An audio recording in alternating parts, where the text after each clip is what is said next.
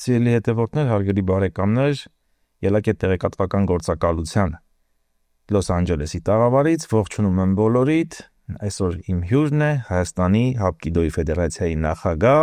իմ լավ վաղեմի բարեկամ Հովհաննես Հարությունյանը։ Ողջույն Հովհաննես, ողջույն։ Բարի գալուս մեր տաղավար։ Շնորհակալ եմ հայտնում արավերքի համար։ Ուրախ եմ քեզ տեսնելու, քո հետ հարցազրույց ունենալու, կիսվելու այն ամենի հետ, ինչը որ պատրաստում ենք կազմակերպել եւ շարունակել Ամերիկայի Միացյալ Նահանգներում։ Այս սկսենք հենց դրանից։ Ինչն էր պատճառը, ինչպես Հովհաննես Հարությունյանը հայտնվեց Միացյալ Նահանգներում, մասնավորապես Լոս Անջելեսում, ինչ առաքելությամբ եւ ինչ խնդիր կա այսօր այստեղ։ Առաջին անգամ Ամերիկայի Միացյալ Նահանգներ եկել եմ 2018 թվականին մրցումների են հրավիրված։ Քիչ կարճ ժամանակահատված մնացի Ամերիկայի Միացյալ Նահանգներում ուսումնասիրելով այն դաշտը, որը որ պարարտ չասեմ պարարտ է, բայց տեղեր կա զարգացնելու։ Քանի որ համայնքն էլ մեծ է եւ կրթելու տալու այն գիտելիքը, այն փորձը հայերին, դրսի հայերին, Սփյուռքում գտնվող, որոնք դրա կարիքը մեծ ունեն։ Հիանալի սերունդ կա այստեղ,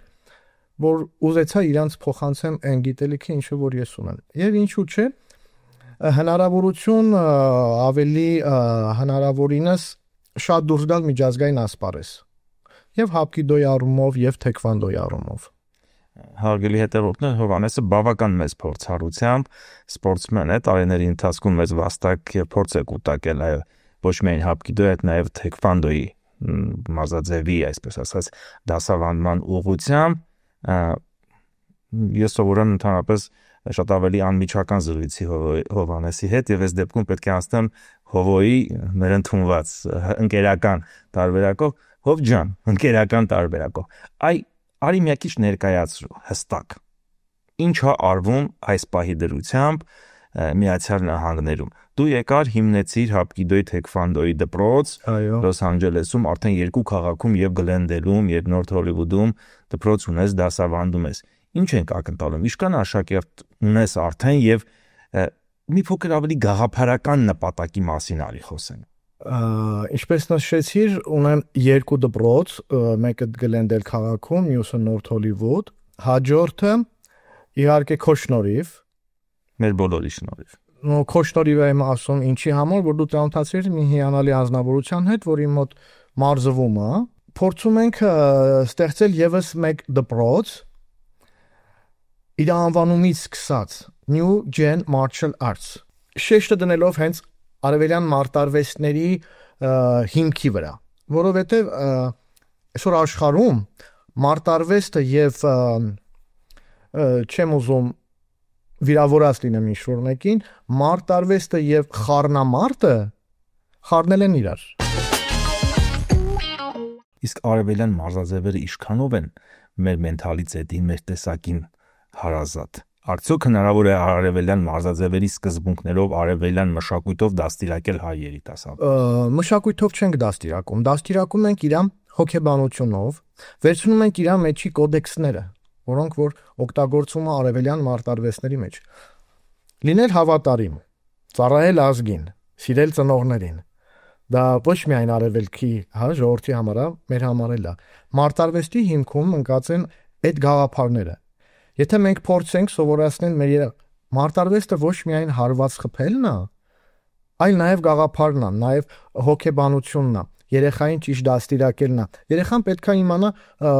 ինքը չի ուժեղանում միայն ֆիզիկապես, ինքը ուժեղանում է հոգեպես։ Եվ հիմքում մարտարվեստի ընկած է հենց այդ գաղափարը։ Ծառայել ազգին, պետությանը, ամենակարևոր գաղափարներից մեկն է։ Սիրել ծնողներին, հարգել ընկերներին։ Մարտարվեստը երեխաների մեջ դաստիարակում է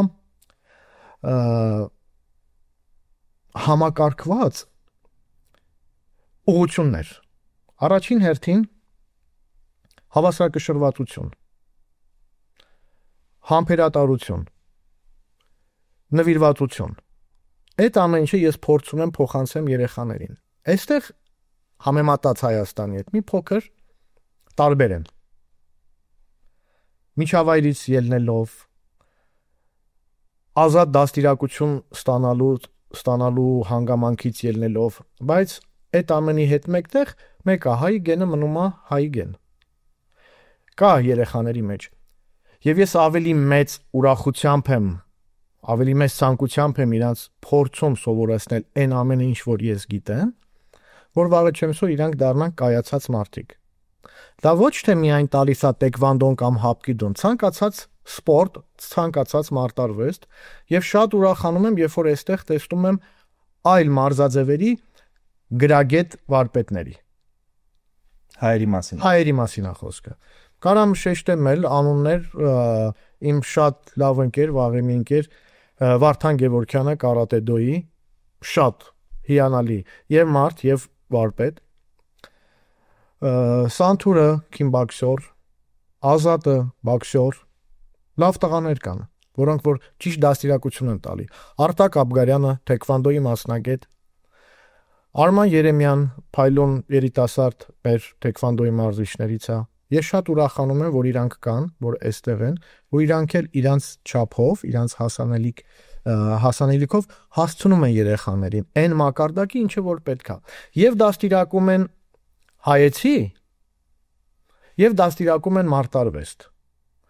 Հայեցի կարևոր է դա։ Շատ կարևոր հանգամանքներից մեկն է հայեցի դաստիարակություն, ֆիզիկական եւ տեխնիկական պատրաստվածություն երեխաների համար, որ մենք ունենանք գրագետ սերունդ։ Ես հիմա հանդարտ խոսում եմ հայեր, իմ մոտ պարապում են նաեւ օտար երկրյա քաղաքացիներ, հա, մարզիկներ, չկա տարբերություն իմ համար, ես ում եմ դասավանդում, հայի, ամերիկացու, ռուս, կորեացի, ցանկացած ազգի ներկայացուցիչ, իմ համար սպորտում չկան, հա, ազդություն, կրոն, պատկանելություն, կա սպորտ, որ ամենակարևոր բանն է։ Իրանց մեջ կան ինչ խոսք փայլուն երեխաներ։ Եվ իմ նպատակն է զարգացնել,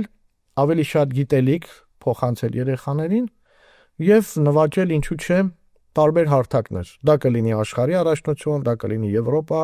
եւ Օլիմպիադա։ Դուք գիտեք երևի, որ արևելյան մարտարվեստներում թեքվանդոն օլիմպիական մարզաձև է։ Ինչ բացել եք նկատել, ինչ բացել ես տեսնում հայկական շրջանակներում, որը հնարավոր է լուծել այ մարտարվեստ դասավանդելով, դեպի մարտարվեստ երեխեքին, երիտասարդներին բերելով։ Արդյոք կան տեսանելի արատներ, տեսանելի բացթողումներ եւ ընտանիքների եւ համայնքի կողմից, որը այսօր հնարավոր է կազմակերպված ձևով սպորտի միջոցով լուծել։ Բացթողումներից մեկը ծնողներն են։ Ծնողներ կան, որ երեխաներին տանում են ուղղակի ժամանակ անցկացնելու համար։ Այսինքն սպորտաձև են ընտրում, կապ չունի, իրանք ուր են տանում։ Տանում են, որ այդ երեխան այդ ընդամենը այդ 2 ժամը զբաղվածություն ունենա։ Ինչ կսովորի այնտեղ երեխան։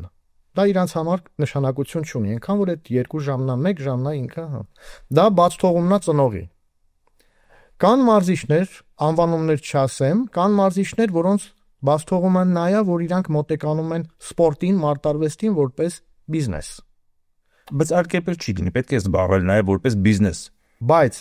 տալ այն ամենը, ինչ որ պետքա տաս երեխային։ Չի կարելի փչացնել իր ոչ հոգեբանությունը, ոչ ֆիզիկական պատրաստվածությունը։ Տեսեք, ես դասավանդում եմ թեքվանդո եւ հապկիդո։ Հապկիդո ես վերցնում եմ աշակերտ 14 տարեկան եւ վերև երեխաներին։ Մինչեւ 14 տարեկան երեխաներին ես չեմ վերցնում։ Ուզում եմ 100 հոգի գա։ Քանի որ հապկիդոն հիմնական աշխատում է հոդերի վրա, իսկ ես այդ տարիքում փչացնեմ երեխայի հոդը, ես ինձ թույլ չեմ տա բիզնես անեմ դրա վրա։ Երեխա կա, որ չգիտի ինքը ինչա պարապում։ Հարց տվեցի, դրա համար շարունակեմ։ Ես որ առաջին անգամ եկել էի Ամերիկա, փորձում էի տեղ գտնել դալիճ, որտեղ կարող եմ, հա, վարձակալել, նորից անուն չասեմ, մտնում եմ միտեղ եւ հարցնում եմ, ինչ եք պարապում։ Այնտեղի մարզիչը սևգոտին կապած ֆորմայով ասեց, իսկ քեզ ինչա պետք։ Ես ասացի շնորհակալություն ու դուրս եկա տեղից, հա։ Իսկ քեզ ինչա պետք, այսինքն ինչ ցանկանաս, մենք քեզ կարող ենք պարապացնել։ Փողը տուր ամեն ինչ, հա, չի կարելի։ Երեխայի վրա չի կարելի փող աշխատել, փչացնելով իր եւ հոգեբանությունը, եւ ֆիզիկական պատրաստվածությունը։ Իմ մոտ գալիս են բարձր գոտիով երեխաներ։ Բարձր գոտի սև ասած։ Բայց իմ մոտ իրան կապում են սպիտակ գոտի եւ սկսում են 0-ից սկսել։ Ես իրանց չեմ ստիպում դա, որ իրանք ինքրանց գոտին դնեն կողքի։ Իրանք զգում են, որ չունեն այդ որակը։ Ամենավատն էլ դա է։ Հիմա երեխան պարապում է, իրան տալիս են որակավորում, տալիս են գոտի, իրան մեջ սերմանելով ինքնավստահություն։ Հասկաց։ Ես Աստված մի հարասցե, երբ որ այդ երեխան ունենա մի հատ խնդիր, ինքը վստահ է, որ ինքը ուժեղ տղա է։ Մեկ էլ հոп մի հատ իրավիճակում է հայտնվում, փաստի առաջականում եւ ասում ոնց էս չստացվեց իմ մոտ, բայց ուժեղ է, ես սև գոտի էի կամ կարիշնևի գոտի էի։ Ամբողջ խնդիրը հենց դրանում է։ Չի կարելի։ Իմ մոտ քննությունները անցկացվում են 6 ամիս կամ 1 տարի հետո։ Ինչեւ պատրաստվածություն չունենա երեխան, ես իրան որակավորում չեմ տալի։ Այսինքն ես չեմ տալի, ինքը ստանում է։ Ստանում է այն, ինչը որ ինքը վաստակում է։ Այդ բացթողումներն են, որոնք որ կարծում եմ կշտկվեն։ Ծնողներն էլ ամենակարևորը ծնողները պետք է հասկանան, թե ուր տանեն իրենց երեխաներին։ Հայերի համայնքային շրջանակներում կան արդյոք խնդիրներ, որոնք որ մինչև սպորտ գալը երեխայի դու արդեն նկատել ես ու սպորտ գալով հնարավոր է դու այդ խնդիրները լուծես։ Ես օրինակով ասեմ։ Իմ մոտ գալիս է մի երեխա, որին ոչ մեկ չընդունեց։ Ինչու։ Իր պահվածքով, շփման միջոցով, իր հետի ընկերների, եւ ես ամեն պարապմունք փորձում եմ իր հետ զրույց ունենալ, ինքը մի ասեց. «Քոչ, անգամ դասարանում ինձ չեն սիրում երեխաները»։ Ասում եմ, իսկ ինչու չեն սիրում քեզ երեխաները, դու այդ հարցը տվել ես քեզ, գտել ես ով է մեղավոր։ Ասեց, չէ, դա իմանալի գտի ով է մեղավոր, նոր մենք հետո իրար հետ կզրուցենք։ Եվ այսօր եւ խմբում ես հարց տվեցի, ով ում հետ ընկերություն կանի, բոլորը միայնացին, որ մենք անուն չասեմ, այս երեխայի հետ չենք ընկերություն անի։ Իսկ այսօր հասել է այն մակարդակի, որ բոլորը փորձում են հենց իր հետ ընկերություն անեն։ Ու դա մարտարվեստի շնորհիվ, մոտեցման շնորհիվ։ Իմ մոտ որ երեխա են բերում, ասում են մենք ուզում ենք, որ մեր երեխան տեքվանդո պարապի, ասում եմ, իսկ ձեր երեխան ուզում է։ Դուք պետքա երեխային բերեք, երեխան ընդունի առաջինը ինձ որպես մարզիչ, հետո նոր մարտարվեստը։ Ոչ թե մենակ իմ մոտ ցանկացած տեղ, երեխան պետքա ընդունի մարզիչին, հետո ընդունի սպորտը։ Տարածված տեսակետ է եւ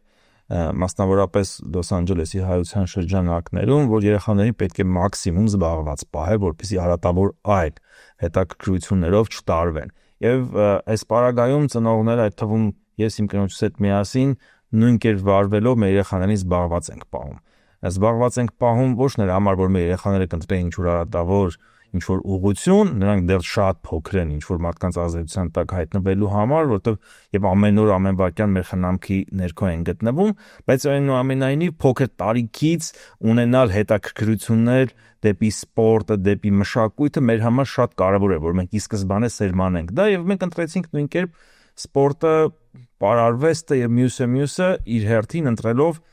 ինչպես դու ես ասում, ոլորտի լավագույններին։ Դա ամենակարևորը, էլի։ Այսօր նույն կերպ եթե դիտարկենք դաշտը, համայնքը, արդյոք պետք է ինչ-որ ձևով պրոպագանդա անել, քարոզել, որպեսզի երեխաներին անկախ ամեն ինչից ծնողները թեկուզ եւ մի փոքր ստիպողաբար, բայց բերեն դեպի սպորտ, հայկական դաստիարակություն տվող սպորտ, հայկական դաստիարակություն տվող մշակութային օջախներ։ Ինչպես ես դրան վերաբերվում եւ ինչ ես անում, որ դա այդպես լինի։ Ծնողները պարտավոր են։ Չեմ վախենա այդ բառը օգտագործել։ Պարտավոր են երեխաներին մաքսիմալ զբաղվածություն ապահովեն։ Մաքսիմալ։ Դա կլինի սպորտ, դա կլինի պար, դա կլինի երգ, երաժշտություն։ Երեխան պետքա զբաղվածություն լինի։ Ինչի համար, որովհետև քիչ առաջ որ ասացի, բայց ընտրեն ամենալավին, ճիշտին, որպեսզի հետագայում նրանք խնդիր չունենան։ Իսկ ինչու ընտրեն, որովհետև սպորտը, մշակույթը, արվեստը, երգարվեստը, պարարվեստը երեխայի մեջ միանշանակ զարգացնում են կարգ ու կանոն, կարգապահություն, դիսցիպլինա ասածը որ կա։ Եթե այդ ամեն ինչ չզարգացավ երեխայի մեջ, երեխան փնտրելու է ուրիշ տեղ։ Ուրիշ տեղը փողոցն է, հա։ Այստեղ մի քիչ ուրիշ է, հա, փողոց հասկացողությունը Հայաստանում լրիվ ուրիշ է։ Փողոց հասկացողությունը, շրջապատ հասկացողությունը, ընկնում են շրջապատ, հա, հրապուրվում են որոշակի բաներով, եւ հետո ունենում են խնդիրներ։ Որոշակի երեխաներ կան, որ վախենում են ծանրաբեռնվածությունից, ֆիզիկական ծանրաբեռնվածությունից։ Չեն ուզում իրանց մի փոքր նեղություն տան ավել ինչ-որ բան անելու համար։ Դրա համար չեն հաճախում շատերը։ Այդ ծնողի խնդիրը հենց դրանում է կանում, որ ինքը գիտակցություն պետք է ունենա, անգամ ստիպողաբար բերելու երեխային ցանկացած դպրոց։ Հանձնի մարզիչին, մարզիչը սկսի կերտել արդեն այդ երեխային, որպեսզի այդ երեխայի ուշադրությունը շեղի բոլոր արատավոր երևույթներից։ Կապ չունի տարիքը։ Ցանկացած տարիքում կարա երեխան շեղվի միանշանակ։ Դրա համար իրան պետքա տալ հետաքրքրություն, երեխան պետքա սիրի մարտարվեստը, սպորտը, պարը, որպեսզի իր ուշադրությունը չլինի այլ հաճույքները, որ այսօր կա ամբողջ աշխարհում։ Նշեցիք, որ հերթական դպրոցն է առաջիկայում պլանավորվում բացել, ինչ կտեսնենք այնտեղ, ինչա լինելու, ինչ նոր մոտեցումներ, ինչ առաջարկներ եւ ինչու հենց այդ թաղամասում եւ ինչու պետք է գանք ձեզ մոտ։ Ինչու Բրբանկում որոշեցինք, որովհետեւ իմ խմբերից մեկը Նորթ Հոլիվուդում է, մյուս խումբս Գլենդել քաղաքում է։ Ես ընտրել եմ միջինը, որպեսզի այդ երկու քաղաքների երեխաները կարողանան գան այդտեղ։ Այսինքն երկու քաղաքներում այլևս գործունեություն չեք ծավալելու, չեմ ծավալելու, ընդհանուր գործունեությունս լինելու է Բրբանկ քաղաքում։ Դպրոցը մեծանում է, բոլորին բերում ենք մեկտեղ, այնտեղ բացի տեքվանդոից, հապկիդոից լինելու են այլ պարապմունքներ, ես իմ շուրջը փորձելու եմ հավաքել պրոֆեսիոնալ մարզիչների, մենք կունենանք բացման ժամանակ հրավիրյալներ կլինեն եւ առաջարկներ կլինեն այն բոլոր մարդկանց, ովքեր որ ուզում են փոխանցեն իրենց գիտելիքը մեր նոր սերնդին։ Եվ ինչու հարցին, ինչու հենց մեր մոտ ունենալով պրոֆեսիոնալ մարզիչներ, մենք կարող ենք պատրաստել պրոֆեսիոնալ կադրեր։ Եվ այն փորձը, այն գիտելիքները, որ ես ունեմ եւ ունեն իմ ընկերները, ովքեր որ մարզիչներ են, ես վստահ եմ, որ մի քանի տարի հետո մենք շատ մեծ հարթակներ ենք գրավելու։ Շատ բարի, դες բարի ճանապարհ։ Շնորհակալ եմ։ Բոլոր այն ծրագրերը, որոնք որ այսօր կամաց կյանքի է կոչվում, հուսամ եւ վստահ եմ նաեւ, բացի հուսալուց վստահ եմ նաեւ, որ բնականաբար պսակվելու են հաջողությամբ եւ կլինի այնպես, ինչպես որ դուք պլանավորում եք։ Եվ մեր զրույցի վերջաբան որպես ուզում եմ եւս մեկ անգամ ձեզ հնարավորություն ընձեռել, եթե կա ինչ-որ բան, որ կուզենայիք ասել, եթե ինչ-որ մի բան, որ չլրացրեցինք, չասեցինք, չխոսեցինք, անդրադառնալ դրան եւ